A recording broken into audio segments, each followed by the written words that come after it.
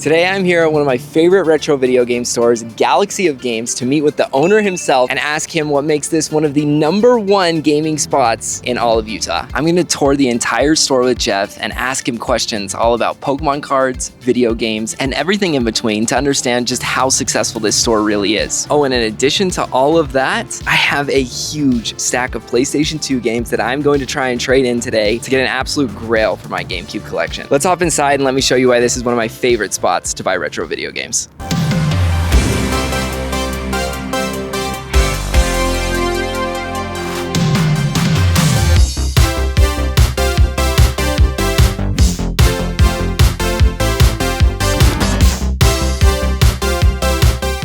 I'm here with Geoff, the owner of Galaxy of Games. We're gonna go around and look at the store today, and he's gonna tell us a little bit about each of the different items that they have here for sale, how each of the things do that he sells here at this store, and at the end of this, we're gonna try and make a deal for one of the crazy games that he has in his collection today. Does that sound good? Yeah, happy to be doing it. Okay, so first up, I wanna talk about all of the different cards that you have here, because games are more my forte than cards. Yeah. So tell me about, like, I know you have Pokemon and you have some other stuff here. So tell me about all the different cards that you sell. Yeah, I mean, we have One Piece, we have Pokemon, Riftbound, Star Wars Unlimited. Okay. The biggest one is probably Magic the Gathering. So would you say Magic the Gathering is the one that does the best for you here for at the us? store? Yeah, we're more Magic focused than any other one. Okay.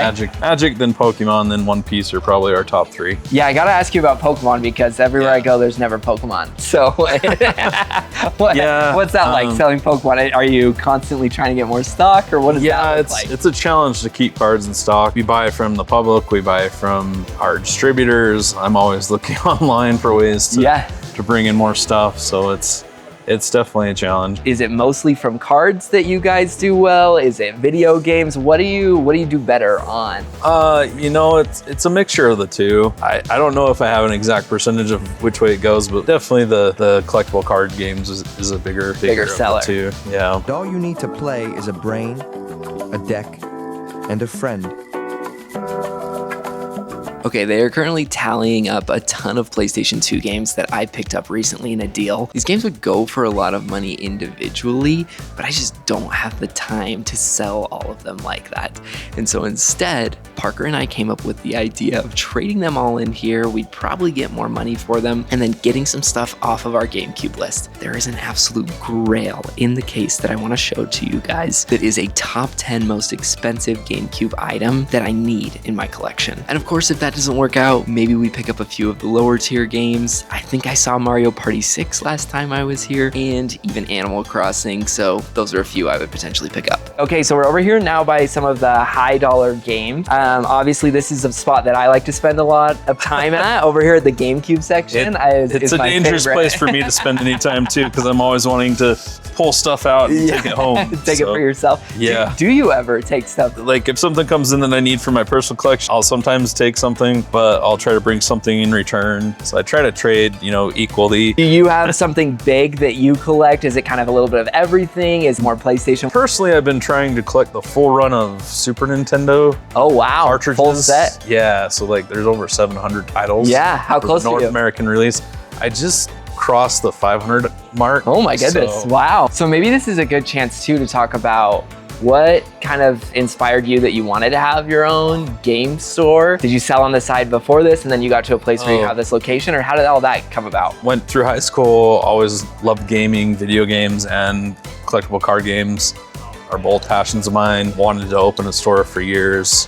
From the age of 16 to like 21, I kind of thought about it a ton, went through school and did that kind of stuff. I actually opened my first game store back in 2010. Was there for 6 years. They're still around, and they're great people. I wanted to incorporate more of the video games and more of the TCGs in a little bit different light. Yeah. So left there, spent about 4 years redesigning and ideas and coming up with what I'd ultimately like a store to look like, and that's what we have now with Galaxy of Games.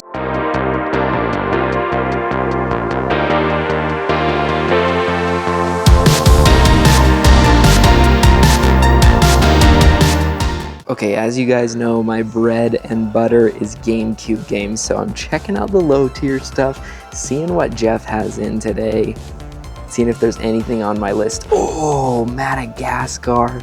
This is one that I played so much growing up. There's this story that me and my brothers tell all the time about how I had played the game so much that one day we went to my grandma's house and we were there for like 3, 4, maybe 5 hours. And the entire time, I just played Madagascar from start to finish.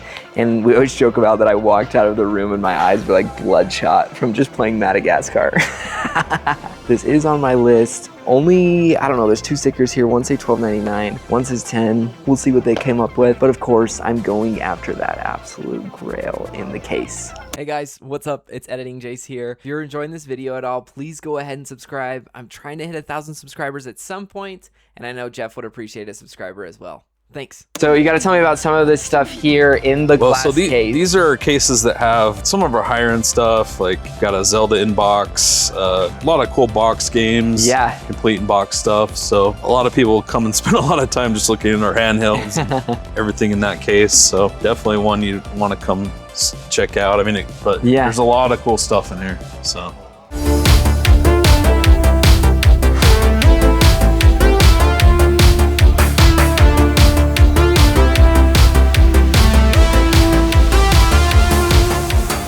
Well, you gotta tell me all about this room because I came in here and like all these dragons and shields and stuff. Like this is crazy. This is a constant work in progress. I mean, we plan on dolling it up even more, but we have all the different dragon mounts and can't really see it unless you're looking for it. But there's a beholder up here that's kind of hiding. And yeah, this is a really fun room. People can rent it out for their D&D groups, or if they want to come play video games. We have one screen here. We have another TV that we can put up on this table and people can come have their video game parties on classic consoles. That's sweet. And we also have like a whole wall of demo games that people can come in and try before they buy, you know. So where do you find stuff like this? Like a dragon head or a beholder? Like where do you get stuff like that? So these are all actually made by D&D through one of their affiliates. I forget the name of the company that makes them, but periodically they'll come out with a new head, so we'll grab it and throw it up. Use your lightning bolt. Victory is yours. Win the treasure. TSR Hobbies. Dungeons and Dragons game. Products of your imagination. I even noticed when I was outside here, like you have like a World Nintendo sign, you got some PlayStation signs. Like where do you get all these different the World Nintendo sign came out from a guy in Evanston and bought it out of an old video store, like video game store in Cheyenne like years ago. So it's an official sign. And then I have the PlayStation 2 neon sign that I got from a local collector. I have a Nintendo neon sign at home that I bought from another game store here in town. Well, this is cool. Well, I'd love to go check out maybe some of the other games that you have on the back wall here. And we can talk about some of that stuff. Sure, let's do it. Okay, one, I don't know if you guys can hear, but they're playing Blink 182 right now. So that's the coolest thing I've ever seen. Doesn't give this store a 5-star review. I don't know what does.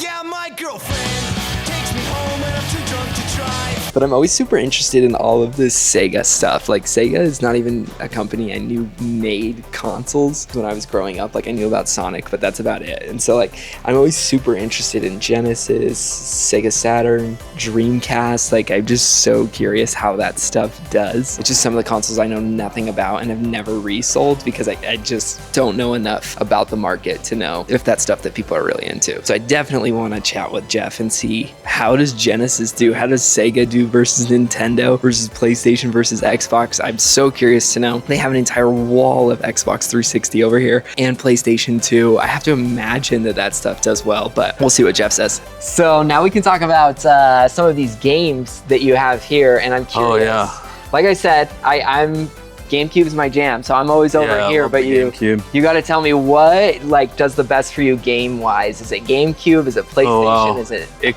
It seems to come in waves. It's odd. So like one time Wii was like by far the most. Oh really? And then GameCube kind of came back. Right now, actually, we were selling a lot of the Wii U stuff. Oh, okay. GameStop came out recently and said that the Wii U and like the PS4 and Xbox One. Yeah, Xbox One. Classic consoles now, I guess. Oh my gosh, I can't remember exactly what the yeah. So, but when they announced that for the Wii U, like prices started to rise and people have been more excited about it because it's a great great system. Well, I had to ask you too, I was over by this Sega case earlier and saw some of the stuff that's in there, that there's some like Genesis, Saturn. Yeah. Sega is, I don't know a ton about it. Honestly, I didn't even know Sega made consoles growing up. It wasn't really? until I got a little bit older. Sega was one of the originals, yeah. Yes, they got in with the Genesis. The Genesis was actually the top system for a couple years over the Super Nintendo even. They had a North American market share, which was pretty impressive. There's a whole history of how they kind of screwed the pooch, so to speak, where they made some odd decisions. Other people made videos about that. You can go look it up. But the Sega CD was their next iteration, and it did okay. And then they tried the 32X, which kind of stunk. And then they went into the Saturn, and it was even worse. And after that, they tried with the Dreamcast, but it just never really took off. Yeah, the Dreamcast was a great system. A lot of people kind of go back to it now and love it, but too little too late for them at that point. Wow. Sega Dreamcast. It's thinking. How does your Sega stuff do versus maybe some of your Nintendo stuff? I think people realize there's a ton of hidden classics on there that people are just starting to realize, you know, the most recent generation, I think, are finding out. Yeah. So it's definitely a great system. Well, as you know, I brought in a huge bin full of PlayStation 2 games today. And we've got those priced out. We'll have to see what we can do for you. Yeah, looking to see where we're at on store credit and maybe what we can get out of the case for GameCube. Okay, I think I have led you guys on long enough. The game in the case is Go Hyper Grind. That game is worth, price charting right now, maybe $450. I don't know, Editing J's fact check me on that, but they have it right now priced around $340, I believe. I'm hoping with my trade-in that I get pretty close to that, and maybe we can pull the trigger today. Like I said, maybe it doesn't work out, but I have never seen this game in the wild except for when I was at the game convention. And so to come across it in my local game store is crazy, and I gotta ask Geoff about it today. So I brought you this stack of PlayStation today. Yeah, thank you for bringing in some cool stuff. So there were a few things that we're not taking right now, like some of these, you know, demo discs. We have several. They just don't sell super well. Make sure, folks, when you bring in a game that the game's in there, because we had the wrong game in this one, Ghost Recon 2, unfortunately. Disappointing, take right? That one. Half-Life goes for a lot more. This one, we'd love to take it, but we're missing the game. We're missing a disc, yeah. Double check those. So all together, we came out with about $240 in store credit for this stuff. Wow, that's crazy. You guys have a pretty high percentage for trade-in, right? Yeah, on stuff that we know that we need, we'll do up to 70% trade. And so I gotta ask you too, right? Some of this stuff is like, some of it's a little maybe mid-tier, you would say. Some of it's pretty low tier. How does that type of stuff perform for you in the store versus maybe some of this box stuff? It does pretty well. I mean, most people don't want to come in and pay $400 for a game, right? Yeah, it's always good for us to bring in stuff like this to be able to sell it. Okay. We go through them pretty quick, especially good titles. Yeah. Well, we got to check out the GameCube section because I think let's go see what we can find to trade in for you. Yeah. So here we are, like GameCube galore. GameCube, my bread and butter. So what I wanted to look at today is I want to check out the Go Hyper Grinds that you have down here. Here you go. Because this is awesome. One downside about that one, no manual. No manual, yeah, but it's still extremely rare to find it with the case in the game. That's crazy. So, do you know much about this game? I know that it's a crazy rare one, but I don't know why it's so expensive. I think it was one that came out towards the end of the GameCube's lifetime. Yeah, that makes sense. So, you know, a lot of those games that came out late in the cycle of the GameCube have some real value, like Chibi Robo and a couple of those. So there just weren't a ton made. So I have a few on my list that are super rare that I want. Go Hyper Grinds 1, Gotcha Force, Cubivore, a couple more of them. And outside of when I went to the gaming convention, I've never seen this like in a store in the wild. It's pretty rare, Dude, Go Hyper Grind? How much was it?